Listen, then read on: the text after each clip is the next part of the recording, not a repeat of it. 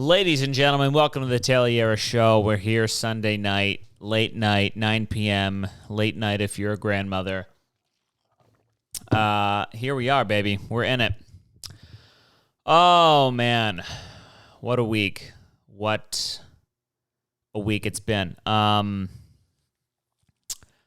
do I have to say? God, sometimes I start this thing and I'm not ready to speak. I'm not ready. I went ahead and I'm going to leave my job. I'm going to leave my job because I want to, and that's all I'm going to say about that. So that's a little life update. If anyone cares about, life update from me, if you're listening to this show, maybe you want those every once in a while, that's like a nice, happy thing. Like, yeah, I'm going to leave the job that I don't like going to, and that's going to be that. But those aren't the life updates that we want to hear on this show, is it? No, we want to know about the roaches. Are they still shitting on the sink? And the answer is yes. The answer is yes. The roaches are still out and about shitting on the sink. Nothing has worked, and of course nothing has worked because we haven't tried anything. You gotta like order something off Amazon. You gotta buy a powder and mix it with fucking peanut butter and something that can only be bought in Japan. You gotta ship it over. Nothing can kill these things. I made a comment last week about how they say roaches survive nuclear holocaust. That's a bunch of, I have a sneeze coming. Fuck me. Oh yeah. They were saying, people say, oh, roaches survive nuclear holocaust. I'm like, that's horseshit. But apparently when we bombed Nagasaki, the only thing left in like the rummage or whatever, the rubble, what's that word? Rubble, right? Okay. Was roaches.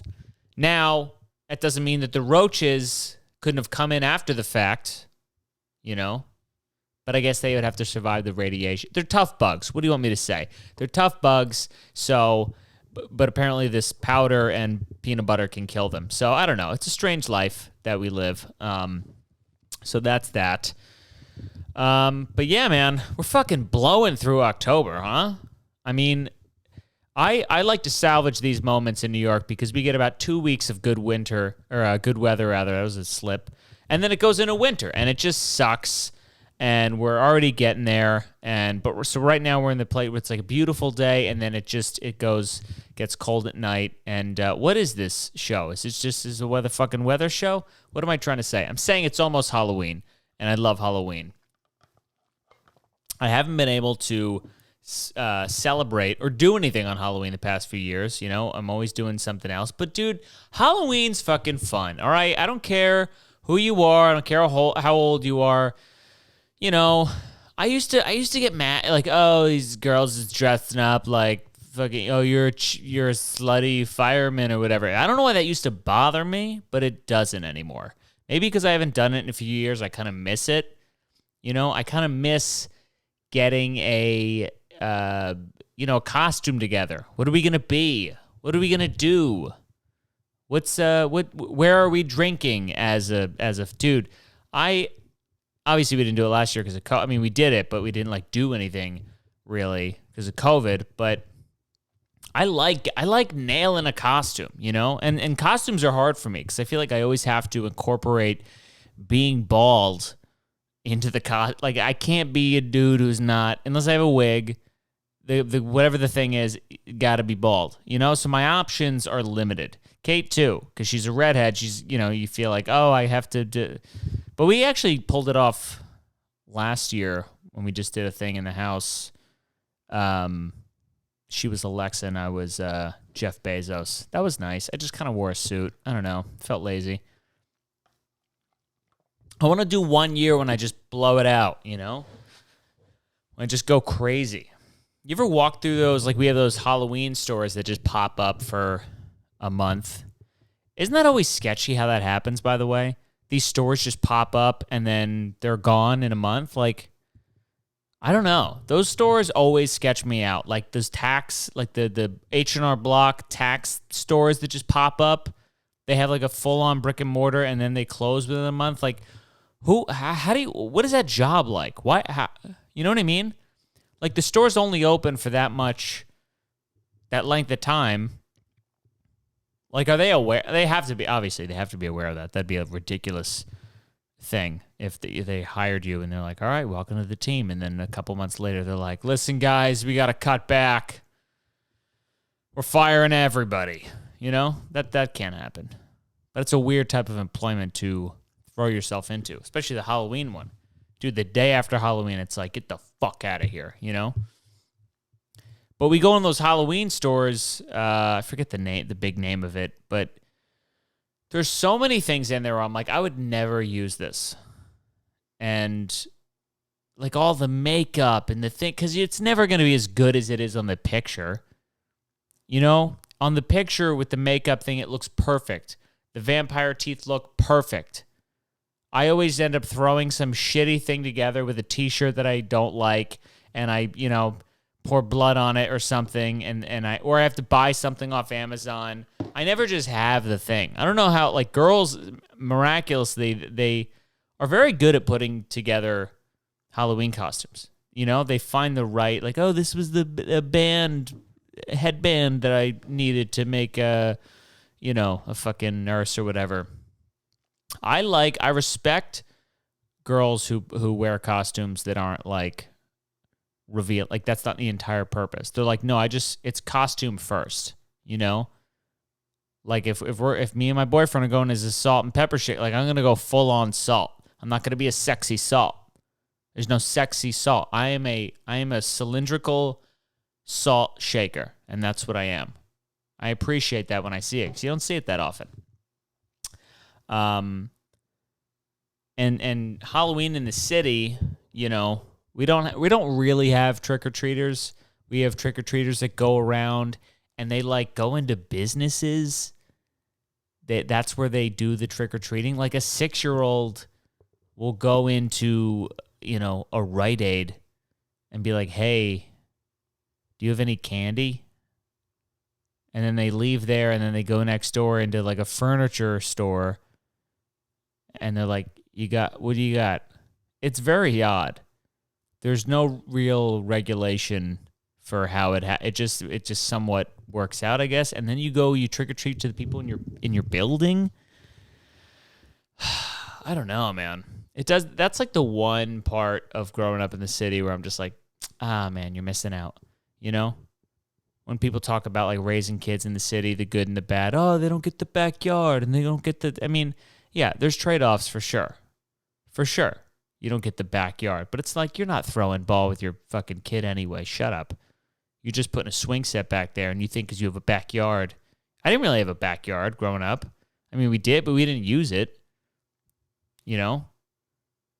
So you can grow up with like parents think like if the kid doesn't have a backyard, he's gonna be weird. No, he's gonna be weird. That's not gonna be the thing. If he doesn't have a backyard, it's not he's alone at the lunch table. There's a lot of factors that go in to what makes a kid weird.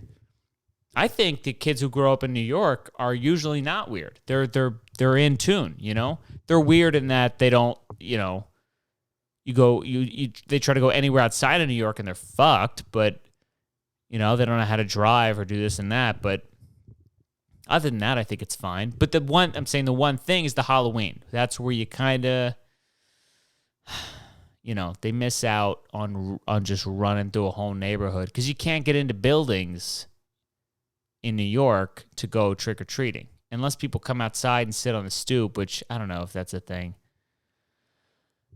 Dude, man, but like taking your pillowcase off and you're just like, this thing will be fucking full by the end of the night. I mean, I miss it. I do miss it. I would still, if I knew no one would judge me, maybe I'll do that. I'll just put a mask on. I kind of look young-ish.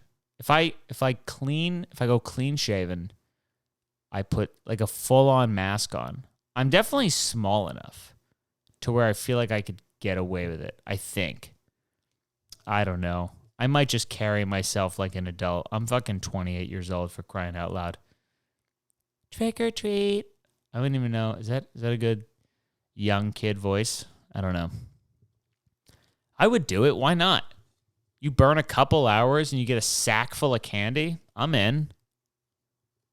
These kids, I mean, and then you go home and you just stick your head into the pillowcase and just kind of, you have that like Scrooge McDuck moment where you just kind of dive into the candy and just, that'd be great.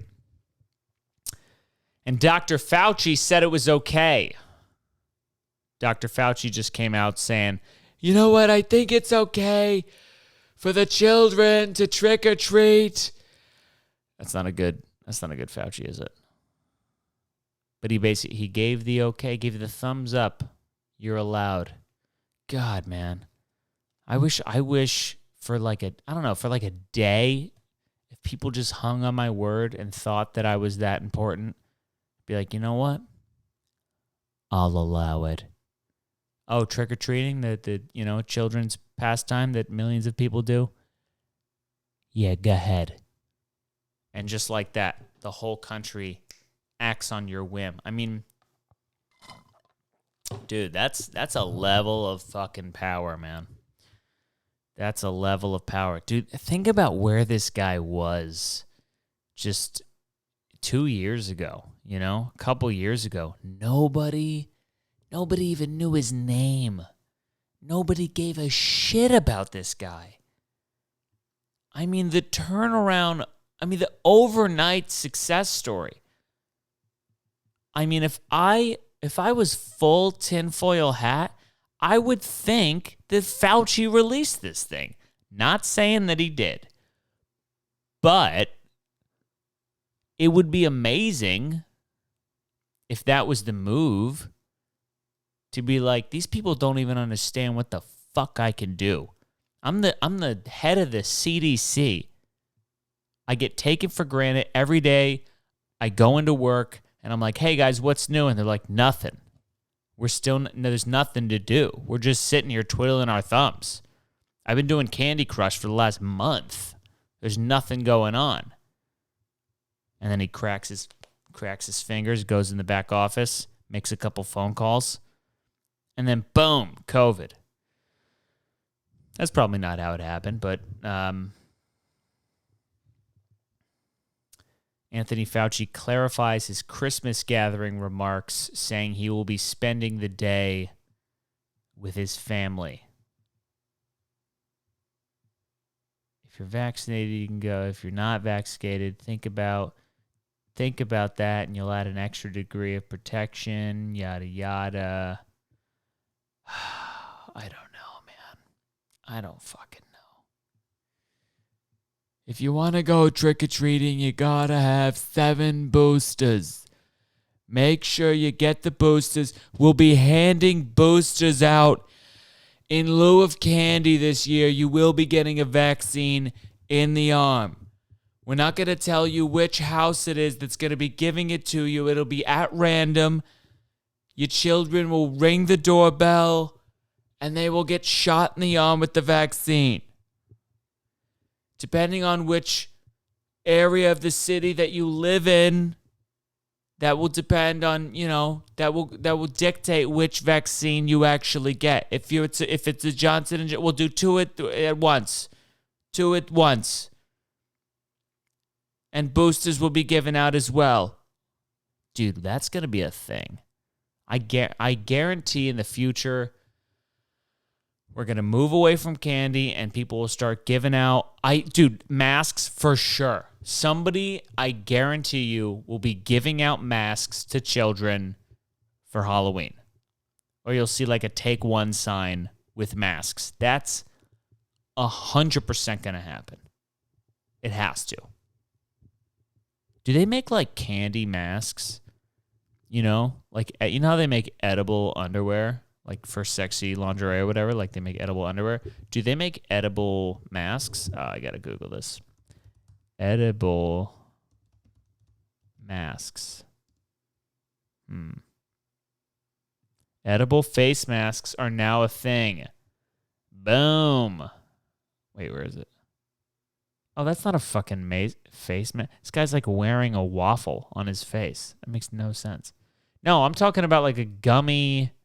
You know what I'm talking about? Like the fruit roll-up texture type thing, but for your face instead of your cooch. They got to make those, right? Somebody get on that. Adam and Eve, isn't that the website? Adam, I'm not going to search that. We're getting off track. You know, that's the point. They're probably going to give that out, if I had to guess. What a fucking cartoon world we live in, huh? Did you guys see that Dog the Bounty Hunter is closing in on this Brian Laundry bet? What the fuck is his name? Laundry? Brian Laundry? How do you say it? Create a new tab. God, I hate this computer. Brian Laundry. Yeah, it looks like laundry to me. This guy's still on the run. He's still out there. How have they not caught this dude? And they said that like he's not like wanted for the murder. They just want to talk to him. But he's but he's a fugitive. Isn't that hysterical? Dude, I hope it's probably not true. I hope he didn't do it. And he's just out evading people for no reason. Like, is that, I guess it's if they want to talk to you and then you're evading them, it's illegal. But, like, can you claim ignorance? You know what I mean? If the whole country is looking for you and you are just on the run, if they find you, can be like, you guys were looking for me? Dude, I had no idea. I've been camping this whole time. What? Wait, stop. The whole country is looking for me? No, bro. I went out in the woods. I needed to clear my head. I turned my phone off. My girlfriend just got murdered. I had to clear some shit out of my head. I'm traumatized right now. Could he do that? I mean, if he actually didn't do it, is it because then that would be so cool. Because then, I mean, obviously it's not cool. Your girlfriend died. But, like, if he didn't do it, I'm just saying as an experiment, to live the life of a fugitive on the run without any consequences in the end. Like, if they found you, they'd be like, there you are. And you were like, oh, sorry. And they were like, yeah. Why did you call us? And that was it? That was the whole punishment? That would be so fucking cool. You're like in a town, you know, you like move towns. You go into a gas station, you look up on that classic scene in every fucking movie, you know. You know, he goes into a gas station, he looks up on the TV and he sees himself on the news. And then the guy behind the counter's like, huh? Oh. And then he looks at the TV and then he looks back and you're fucking gone? Dude, how cool would it be to do one of those? That, I don't know, man. He probably did it. Let's just say that. He probably murdered his girlfriend. But give him props where it's due. He's good at evading. He might be dead, too. And that's, you know, that doesn't count in my book. Because then you're kind of... He might be dead in the middle of like a reserve or a forest, wherever they're looking for him. It's like 25,000 acres or something like that. Or he's just fucking... ducking and weaving Hunger Games style, you know, climbing trees and shit. That would be epic, man. I wish he was wearing like a body cam footage, you know? If he had a body cam that kind of showed, or if he like had a, you know, like a vlog. If he made like a YouTube vlog, that'd be sick. And you know what? Here's the fucked up thing. If he was, let's say he's guilty, right? He's on the run. If he's making a vlog, he knows, like, all right, if I get caught, I'm done, right? If I get caught, I'm going to jail for murder. Let me at least videotape this experience. Let me, you know, log and make entries each day that I'm not caught about where I went and also this and that. If he gets caught and that gets put in his possession, or you know, it's found in his possession, it gets taken from him, I'm saying... within the year, that footage is taken, it's made into a Netflix documentary, and everybody watches it. Tell me I'm lying. Tell me that wouldn't fucking happen. Of course it would happen. Netflix raking the dough, profiting off of the videos of this dude who murdered someone. That is how the world works. Money first, fuck you. That's how it works. Money talks and bullshit walks. That's the phrase, right? God. But the crazy thing is that he's being hunted by Dog the Bounty Hunter. I'm sorry. Do we live in a TV show? Yeah, I think so. And it said that he's like honing in on him. Like he thinks he's almost tracking him down, which is fucking bananas. Dude, if Dog the Bounty Hunter finds this dude before the FBI, we have serious issues. I mean, I know there's already issues, but we got bigger issues. If a 60-something-year-old dude with a mullet and his dumb son find this fucking guy before the FBI does. Do you know how fucking crazy that is? To have the TV dude do the real thing in the, you know? I mean, I know that's what he does for a living, but it's like, what are the odds that the guy who was the TV show actually is the best at it? You know? That'd be like, oh my God, there's a robbery in process. We need the cops. You know who we should call? How about Big Mama from Big Mama's house? Can we get her fat ass down here? Let's have her. She's good at solving crimes. She's good at stopping bad folks, right? Let's get Big Mama down here. I mean, that's legitimately... that's legitimately what it's like. You know what we should have? There should be... I'm also seeing, like... It's another TV show. Like, if Dog isn't doing this, right? Is that his first name, Dog? Or is he the Dog? I don't know. I thought it was Dog the. So he's Dog. So Dog is out there, right? He's looking for this dude. And it's almost as if he's trying so hard to almost redeem himself from saying the N-word so many times. You know what I mean? Like, this dude just keeps saying the N-word. And he's just like, come on. But he's finding the bad dudes. He's got to be like, listen, I found the guy who's on the top wanted list. That's how many N-words is that worth? You know what I mean? Like, I bet you he'll spin this into some kind of show where that's just like a part of it. There should be all the, people who said the N-word go on a TV show. Somebody's had this idea. I got to look this up.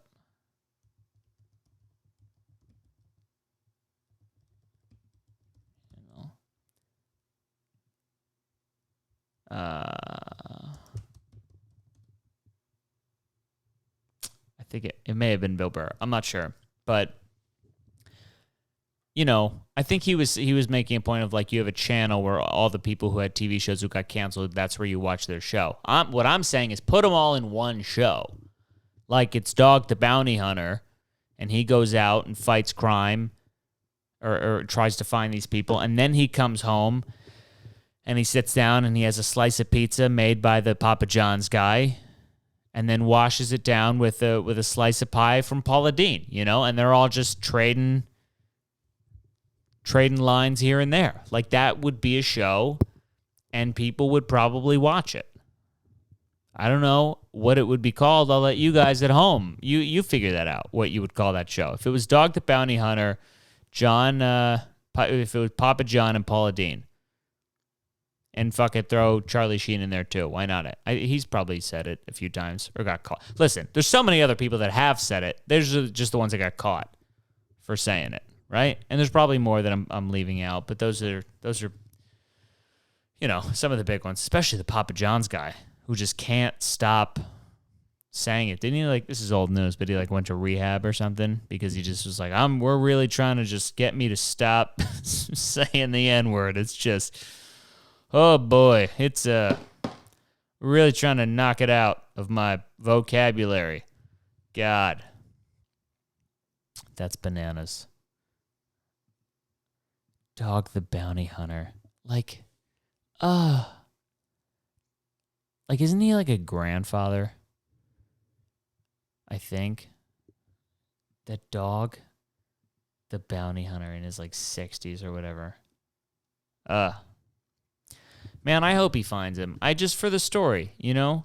I want everything that happens that's like weird or interesting like this. I just want it all to be spun into a show because that's what we deserve. The requirement for content nowadays is so strong that we just need to keep pumping this out. So it's like it doesn't matter if it's good, it doesn't matter if it's right, if we should do it or not. People will forget anyway. Just make the show. Everybody has a show. If you don't have a show, you know, this is my show. I have a show. Who the fuck am I? Everybody's got a show. Everyone's putting something out there on the internet. Good, bad, and the ugly. Why not put everything on the internet and then let people find their thing? You know? Like, oh, he shouldn't have a show because yada, yada, yada, XYZ. He's spreading bad information or whatever.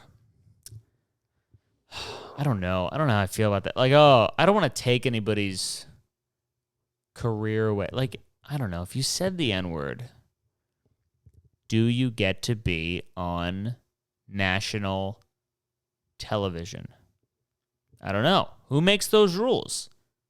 I don't know I guess it's the network who makes the rules, but is there any place where you're like, you know, I put this out. Nobody's stopped me from saying anything yet. I haven't said that word, but I bet if I did, would my podcast get taken down?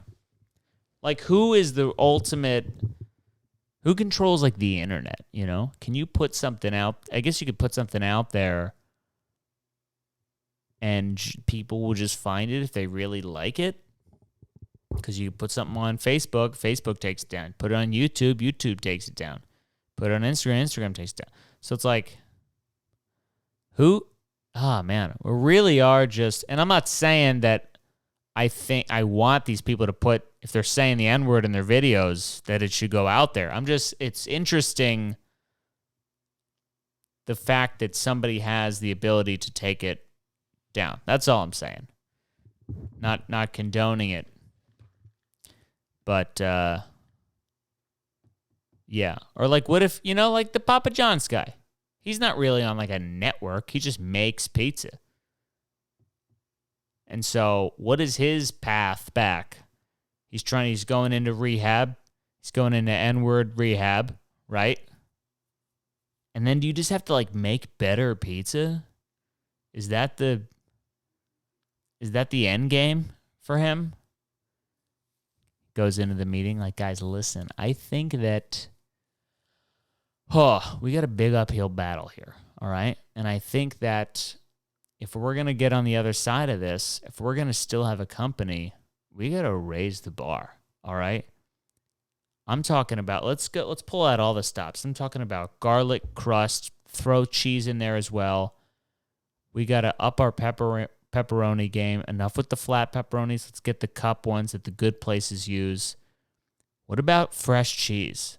What about cheese that you can't, you know, that you actually have to put in the fridge and doesn't just sit out? And like, what if we did that? What if we just made good pizza? Then maybe we can get over the hump, you know? I like a redemption story. I think people can change. But whatever it is that you do, you got to come back and be better at it. That's the rule. If you fuck up, you got to come back. You get a chance to come back, but you got to come back and be better, you know? All right. This was all over the place, huh, folks? Yeah. My brain is fried right now. It's okay. Our last show, the last Yard Bar comedy show, was a fun time, man. We had Joe List. Our